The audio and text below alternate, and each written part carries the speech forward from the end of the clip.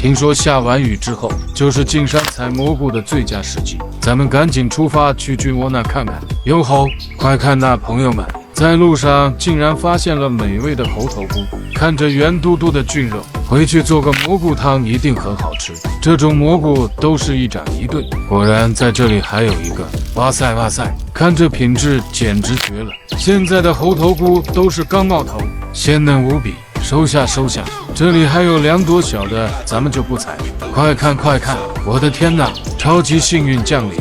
菌窝里的美味玉黄膜又再次刷新，看着金黄的菌肉，简直是太漂亮，尤其是被雨水滋润完之后，显得更加鲜嫩无比，看着就眼馋。这要是回去做个蘑菇汤，那不得香迷糊。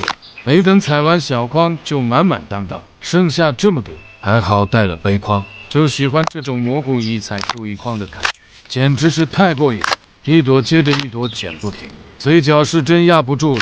今天同行都没有上山，山里面的蘑菇咱们独享，这一窝抓紧给它采完，下一个菌窝在等着咱们。采了1个多小时，终于采完了，这满满的一背筐，再把剩下的缝隙给它填满，去下一个菌窝看看。哎呦，菌窝里面刷新了新蘑菇，我们是叫它腐竹蘑，学名皱柄马鞍菌，正好晚上炖鸡的时候扔里面，特别好吃。我勒个豆，看前面那一堆蘑菇，这金灿灿的一堆，想不发现都难。咱们的固定刷新点果然是名不虚传，就这鲜嫩的精品菇，采蘑菇的快乐这不就来了？今天这就是要爆筐的节奏。